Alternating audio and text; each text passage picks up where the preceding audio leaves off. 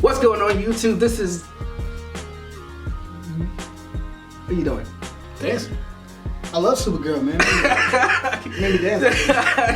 This is Lance Excalibur. This is Mason AJ, and obviously we're here to talk about Supergirl. Now, I'm sorry guys, we didn't do an episode last week. We had a lot of things going on, but we're gonna talk about episode 2 mostly, but just hear some of our thoughts on episode 1. First and foremost, I just want to address a couple of things that were brought up with people talking about episode 1. A lot of people initially were getting so hard, and even myself a little bit, on the casting. They were talking about how Jimmy Olsen. We actually had a nerd politics episode on is Jimmy Olsen, aka McCall Brooks, too sexy to be Jimmy Olsen in Supergirl. And I thought you was wrong in the nerd talk too, because he's not. I like after watching it, I don't think he's too sexy, but he did come on very strong in episode 1. Almost like I know everything and all things, and I'm powerful because I know Superman, so I'm powerful because he's powerful. And he just came off like that dude, right? And it's just like, and it kind of made me go like, eh. Well, and a lot of people initially, because Jimmy Olsen is definitely not known for being such a strong character. Right. On top, once again, it was one of those things where they've changed their character, and now they made him big and black and tall, and now also him being big, black and tall, he is now equal enough to get with a super white woman. These are not things I'm making up. These are things that people have said. You know, these are things that people have said. So, first and foremost, McCall Brooks has always been an extremely sexy man as far as I'm concerned, and even back in True Blood, he stays in shape. Definitely. You know and but I know the other two casting question mark choices was actually the main girl who Melissa. I'm so sorry, I'm actually getting this name wrong this time. But the main character, the main Supergirl herself, people were saying that she wasn't tall enough, wasn't pretty enough, not blonde enough. She's perfect. And bear with you, despite the physical differences that they're trying to, she brings so much lightheartedness. I mean, she's not Power Girl. She ain't got like triple D's, but at the same time, she does the job. I ain't gonna lie, I would like to see Power Girl. Wow. That we can have. But anyway, let's get back on topic. The question is now. Wait, hold on. Question to the fans: if you're gonna cast anyone to be Power Girl, who would you cast to be Power Girl? You would have to. In the Supergirl show. You would almost have to go to forbidden websites to find. There's a couple of actresses. Professional actresses that don't. The last Laura Croft, not Angelina Jolie. The last model they hired for Laura Croft. But I'll have I'll show a picture. You guys can judge for yourself what I'm talking about. But more focus on. We also got to talk about Carol Danvers Carol. I can't even say it. Who's talking about? The young lady from the main actress from Sex and the City. What's her name? Lockhart? Felicity Lockhart. I don't know. Once again, proper names will be in the description down below. But there was also another controversial casting choice. She was on Sex and the City? She's the main character of Sex and the City. No, take that back. She's the main character of Ally McBeal. I apologize. Ally McBeal. Ally McBeal, Sex and the City, Ooh, yeah, I mean, it's all the same, right? Nah. I actually did like Sex and the City, though. Anyway, I actually like Ally McBeal, whatever. Alright, this is what I want to say about, and this is what I was afraid of, because the first episode was actually leaked, months ago. How long ago? 6 months ago? Damn near 6 months ago. It was leaked a long time ago. And I saw it then, my initial thoughts was it was so campy, and like a lot of people said, so girly, but it didn't feel forced or overdone. It didn't feel forced over that. I have to admit, they did a lot of things right. I felt the epicness of it. I felt the excitement when she saved the plane. I felt all this stuff. But the one thing that really jumped out to me, it's a huge negative. And I was afraid that this was the whole season was gonna look like, was that it felt like it was anti-feminist. And I'll be honest with you, I'm not a person that goes. I don't. Please explain. No, because I don't like to jump on a feminist bandwagon, because I hate that the whole thing. But at the same time, it felt like women, it felt like the women in the show were kind of weak and the men were very strong. Even Superman. And every time they talk about Superman, they say him, the big guy, the powerful one. They talking about him, and every time you see him, he's in shadow, but you see him with his cape and stuff, he's all omnipotent, he's Jesus Christ or something. And then Jimmy came on the show, and then he was the most powerful black man you've ever seen in your life. And then it's and then she was just. And also, I'm not gonna front. Then the general came, and then the general came, and the general was like, oh, I rule all bitches, and I'm the dominator of all dominators. It's it felt like the men were way too powerful. The bad guy in this was just beating up on her and stuff. It just no, stop it. I'm just telling people to comment down below. I know, but still, it felt like it was just men are strong and powerful, and women are weak and need help, and that's what it felt like. And it was just that's the only thing about this show that made me afraid for the rest of the freaking season. While I do not share your exact feelings, no, I can see where you got that impression. But in episode 2, they actually fixed all that. Fixed all that. Jimmy felt vulnerable. The general kind of humbled a little bit. And it's once again, they're these is a nature of growth. He felt vulnerable without suddenly just collapsing and like, oh no. It was like, you know, and one thing I really gotta say, Jimmy really did try to feel like he actually expressed a genuine human issue where he was like, look, one of my major reasons I came out here was to be my own man. I love Superman. He's my homie, but I'm tired of being his shadow. I really wanted to come out here. And I'm so glad they did that. It made him feel a part of the team and not just like the overbearing mentor of the team that just knows all the answers because he hung out with Superman. You know what I mean? So, right. But you know, in the role of overbearing mentor was Kat, and a lot of people felt that she was. I was initially afraid that she was going to be super bitchy the whole season and everything. But you got to see, especially in episode 2, how Kat is not so bitchy. She's just about that life. And when she was breaking down things, she was subtly she's breaking down a lot of comic book tropes and a lot of like kittiness that I've never liked in like shows like Smallville and everything else.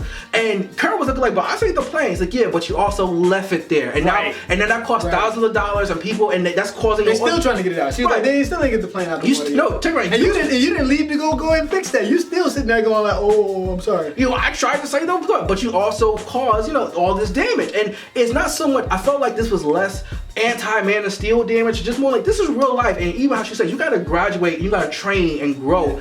And these are things I've always been saying. This is one thing I love about Agents of S.H.I.E.L.D. and they built Agents of S.H.I.E.L.D. don't do that. No, but Agents of S.H.I.E.L.D. has a level of they're more realistic, but they don't do that. But that's what I'm saying. They brought realistic terms to having superpowers. That's what I'm saying. Fine. And with, like you were saying, you were telling me how something with the flying and the growth. Like you were telling me this. Actually, I could not understand what you're talking about. Really. Well, what? No, you was like, oh man, it made me feel so good inside, and my heart went thump thump when she lifted up the plane and everything. No, I'm just saying, like, I really felt like the excitement when she does her superhero, like her Superman, her Supergirl stuff. It felt good. It didn't feel like it was just another superhero show. I was like, I was nerding out a little bit in the inside. It was kind of epic. The way they did it, it did feel a little cheesy, but at the same time, it felt epically cheesy. Right, if that's the thing. Right, and I can understand that, but then also being epically cheesy, we also brought a small level of realistic cynicism.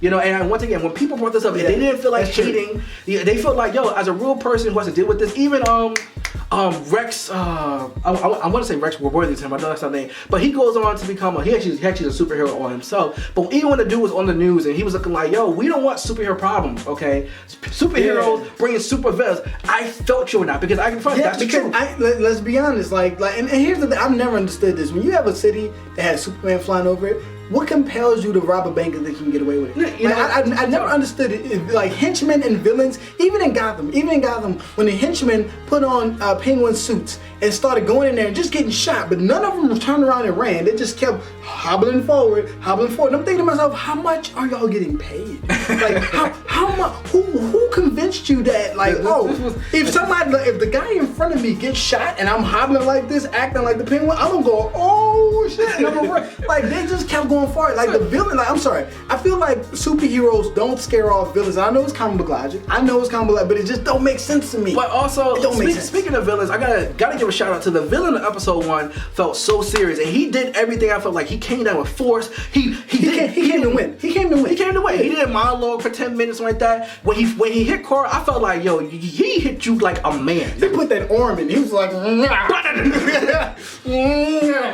to be honest with you, and a lot of people would disagree with this. Kara lost that fight. Okay, Kara lost that fight, and it was only through sheer dumb luck. Only because she had super eyes. If she didn't have super heat eyes, at that very moment, and this axe didn't so happen to have a solar power super battery in it that explodes. It's just like it would have been over. But also going into this episode, gotta give a shout out to my man Childish Gambino. He was, Childish Gambino is a super nerd. Kind of funny. One of my favorite actors, one of my favorite comedians, one of my favorite rappers, just one of my favorite people of all time. Definitely in the top 10. So when I saw him, I was like, is that Childish Gambino? Pause. Gotta look around like, is that Childish Gambino?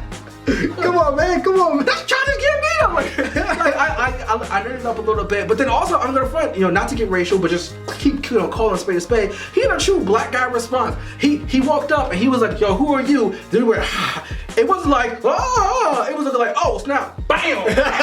It's true. And the whole time he was running, it wasn't like, hold on, I'm running, tripping. It was like, I'm running, get out of here, I'm getting I ain't gonna lie, I never understood people who fall and trip when they're running from something. Because when I'm scared and running from something, I'm paying attention to like how I'm gonna get around. Like, I can understand fall and trip, but you know what I understand? When people fall and trip and then look back. If I fall and trip, I know, right? I'm still going. They go, oh, they just kind of give up and then look back and like, it's just, I know. Anyway, I ain't gonna fight. Childish Gambino, as a security guard, made that alien put in work to catch him. You know, you can't say that.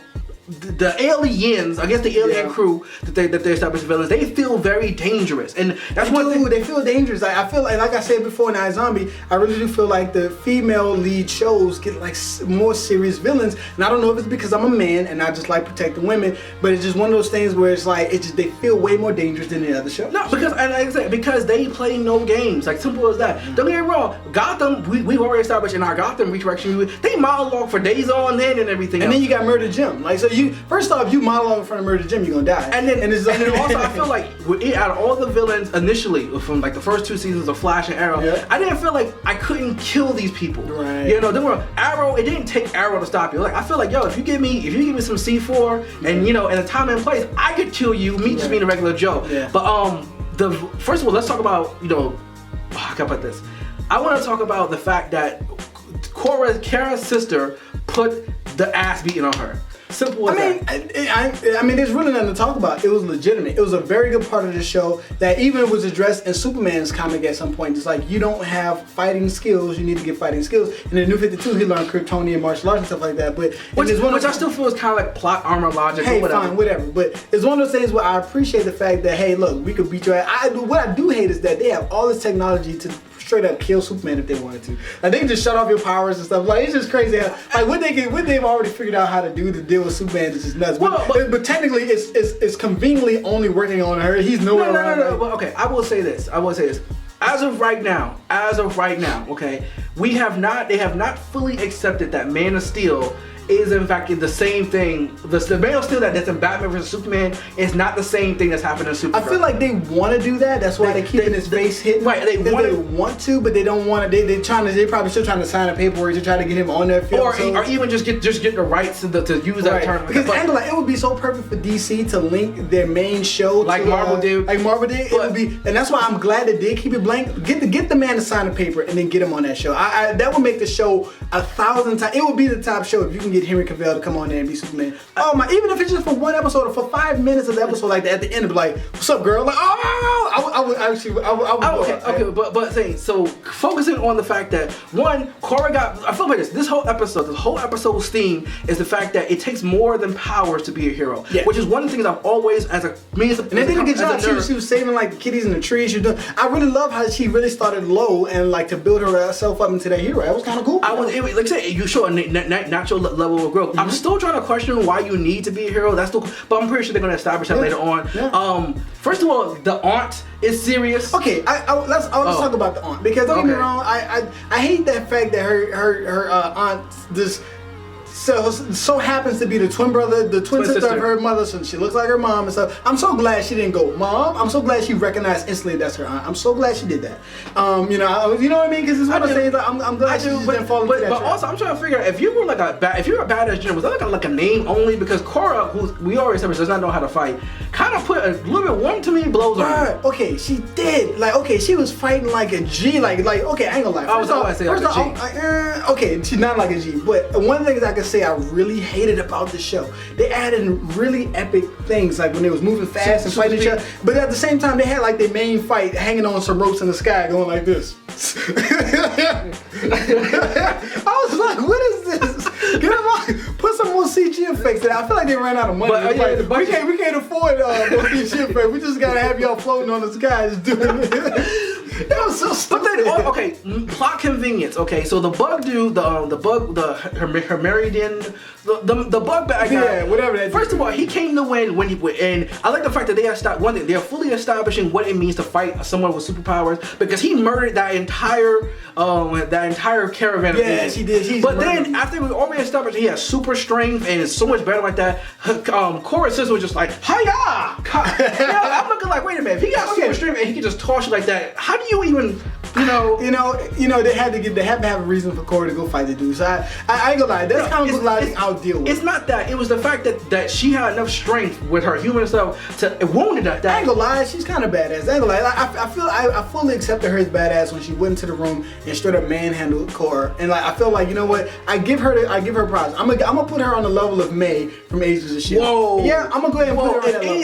If anything, at best, I would put her on the level of Daisy from Agents of S.H.I.E.L.D. Okay, but not May. You know what? I was tripping. Okay, I'm sorry. Okay, but on the same thing, we as much as we were talking about this, I love this episode. I really do. I'm a little bit cheesed off because I felt like the acting and like the character tropes are still very much in place. And I feel like for everything they do right with the show, they also equally do something wrong. Yeah, they do. It feels really epic and really satisfying. But at the same time, they give you all of these cheesy, really cheesy, like way more cheesy than Flash could ever be. And it's one of those things where it's like, it's one of those things where it's like, I like you enough to really want to keep. It's almost like that nerdy friend that's really cool. When you play video games with him, he's on top notch. Y'all get to the top in the arena ladders and everything. But when he says something, you go, really? Like, you know what I'm saying? But like, I also feel like they've obviously done their homework and they've taken the proper elements of Flash, proper elements of Arrow, and they're combining them. Maybe they haven't gotten the formula 100% down. Yeah, I know for a fact they haven't. So but they're doing good though. Like that. But last but not least, for this episode, we gotta talk about. So is the black guy? Not black guy. But is the general an alien? Because obviously with the eyes. Yeah, when he stabbed her, like, I was looking like that was a mean stab because she was like, you know what, one of your Earth girl hold me. I was hoping he wasn't a villain until the end of episode 2. I don't think he's a villain. I really don't think he's a villain. But red eyes, with a cheesy show and showing red eyes, you kind of feel like equals villain. I mean, blue eyes, green eyes, whatever. Red eyes. I'm just saying. Is he a Kryptonian? No. I think. I would like to know if they have some black Kryptonians. I think what they're gonna do at some point in time in the episode, at some point in time in the future, he's gonna come out as an alien. He was looking like, oh my god. Yo, do you know who he could possibly be? Ooh. Guys, let me know if you guys think this. Do you think he could possibly be Martian Manhunter?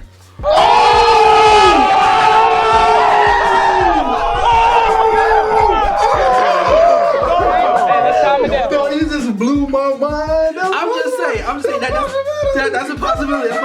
But comment down below. Let us know what you think about the Supergirl episode 2. Comment down below. Supergirl episode 1. Martian Manhunter.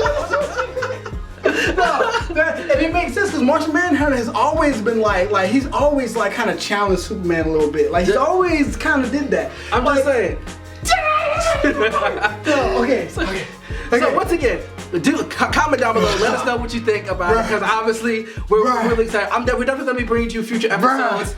Okay. This is Mason AJ. This is Lance Excalibur. Oh my god. Dog. No, Dad.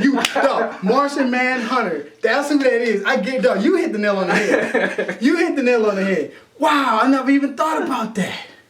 Dog, this season's gonna be hot if that's Martian Manhunter.